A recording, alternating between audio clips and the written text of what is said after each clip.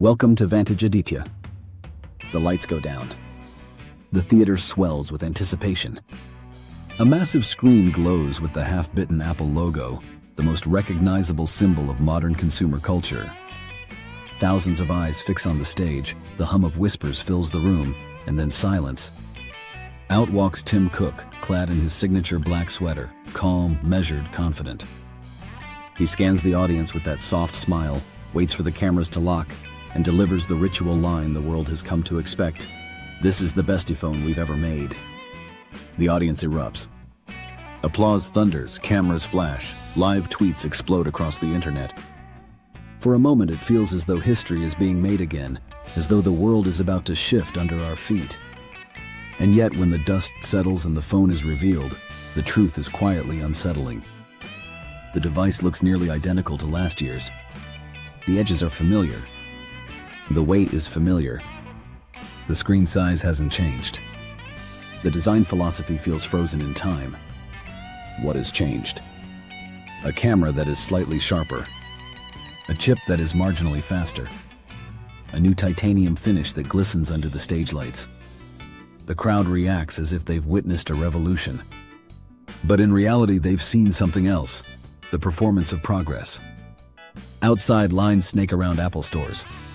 Some people camped overnight, waiting to trade in a perfectly good phone for one that is almost indistinguishable from the device in their pockets. Parents justify it as a gift. Teenagers plead with their families. Professionals tell themselves they need the Pro model for productivity. The cycle repeats as predictably as the seasons. Why does this happen? Why do rational consumers act irrationally?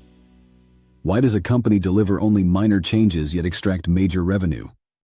The answer lies in the art of incremental manipulation, a strategy so subtle, so powerful, that it has transformed Apple from a product company into a master of psychological control.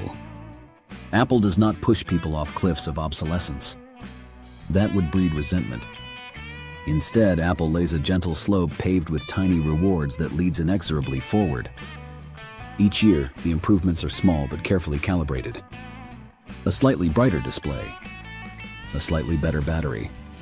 A new camera trick to make holiday photos sparkle. Not enough to transform your life, but just enough to whisper that your current phone is no longer good enough.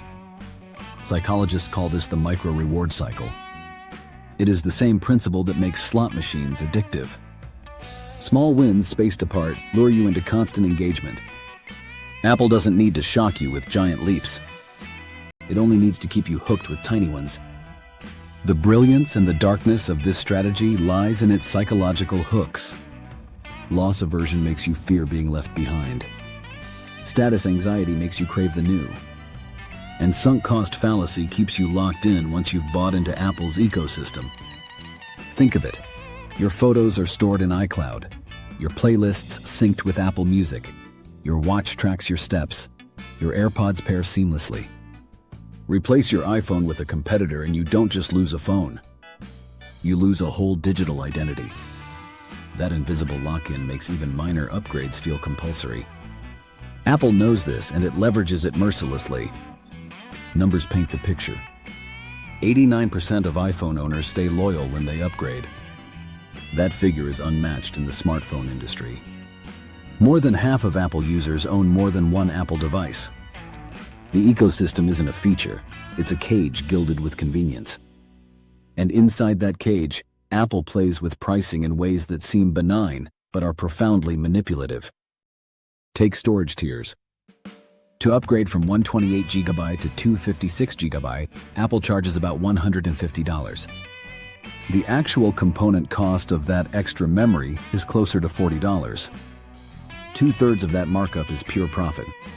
The illusion of choice makes you believe you're being rational, but the design of the tiers funnels most consumers into the middle option, exactly where Apple's profit margins are richest.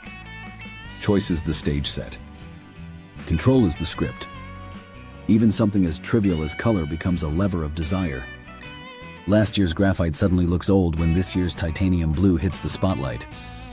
The same phone, the same size, the same internals, yet you feel out of date. This is not utility. This is status manipulation. Apple understands something profound about human behavior. People don't just buy tools, they buy symbols. A new iPhone is not simply a device. It is a badge of relevance, a signal that you are current, successful, and part of the cultural moment. And if you are not part of that moment, you feel left behind. That feeling is not a side effect. It is the product. But the manipulation runs even deeper. Apple controls not just design and desire, but also time. Each year, older phones receive software updates that slow them just enough to remind you of their age. Certain features are kept exclusive to newer models, even when the hardware could theoretically support them.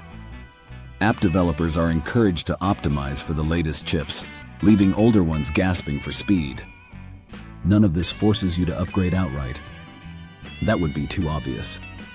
Instead, it creates an erosion of satisfaction, a slow drip of inadequacy. One day you wake up and your phone that once felt cutting edge now feels sluggish. And when you finally upgrade, it feels like your decision. You tell yourself you chose it freely. In truth, the choice was engineered long before you made it. Over time, Apple has slowed the pace of radical disruption. The original iPhone was a revolution. The iPad redefined tablets. The AirPods created a cultural shift in how we wear technology. But those leaps are rare now. Radical reinvention has been replaced by careful, predictable refinement. For Apple, this is rational. Radical change carries risk. New designs can fail, new supply chains can collapse, manufacturing can cost billions. Incremental change, on the other hand, is safe. Factories can be reused. Tooling can stay the same. Components can be repurposed. Margins remain intact. For customers, however, this means paying more for less. And yet, paradoxically, sales climb higher. Analysts complain that launches feel underwhelming, but the market keeps rewarding Apple with record-breaking numbers. Disappointment has become part of the theater, and the theater still sells out every year. Consider the loop in practice. You buy an iPhone 13. A year later, the iPhone 14 arrives. You resist. You tell yourself your phone is fine. Then comes the 15 with Dynamic Island or a new titanium body. Now your 2-year-old device begins to feel tired. By the time the 16 launches, your 3-year-old phone still functions, but the battery drains faster, apps demand more power, and your friends flaunt features you don't have. You finally give in. You upgrade. The new phone feels fresh, but the truth is sobering. It is not radically different. It is only slightly polished. But multiplied across hundreds of millions of customers, that polish translates into billions in revenue. Incrementalism is not a bug in Apple's system. It is the system. The psychology extends beyond individuals into culture itself. Apple has trained us to believe that progress must be annual, that relevance must be purchased, that being up to date requires perpetual spending. We live not in a cycle of innovation, but in a cycle of inadequacy. Each keynote doesn't just reveal a product. It implants a thought: what you have is no longer enough. That thought lingers, grows, and eventually drives action. This is why Apple's greatest innovation is not hardware, but narrative. The story they tell is stronger than the product they sell. And once you believe the story, you no longer ask whether you need the device. You only ask when you will get it. The financial outcomes are staggering. Apple's valuation soared past $3 trillion. Its margins dwarf competitors. Its ability to charge premiums for minor adjustments is unparalleled. Where other companies scramble to innovate in order to survive, Apple thrives by mastering restraint. Each small step is staged as a leap. Each leap is priced as a revolution. And because consumers have been conditioned to applaud, the applause never stops. The true cost is not just financial, but psychological. We live in a state of restless dissatisfaction. Perfectly functional devices feel obsolete because the narrative says they are.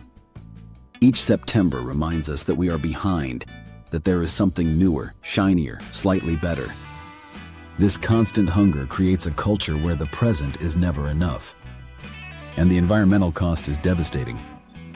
Perfectly usable devices are discarded or traded in. The planet absorbs the weight of our incremental addiction in mountains of electronic waste. Yet the cycle continues because Apple has aligned profit with psychology. So the question lingers. Is Apple manipulating us, or are we manipulating ourselves? Do we truly crave the improvements, or have we been trained to see small steps as monumental? Are we paying for technology or for identity? Apple has built more than devices. It has built a psychological ecosystem where each move feels like your decision, but the outcome is always the same. You upgrade. You applaud. You repeat. And as Tim Cook takes the stage again next year, the words will echo once more. This is the best iPhone we've ever made. The audience will cheer. The cameras will flash. And millions will believe. Not because the phone is radically different, but because Apple has mastered the darkest art in business, making incremental changes feel like revolutions. The manipulation is not in the product. The manipulation is in us. Stay tuned, because at Vantage Aditya we uncover the unseen strategies shaping your choices. If you found this story unsettling, subscribe now. The next secret is already waiting, and unlike Apple's upgrades, it may truly change the way you think.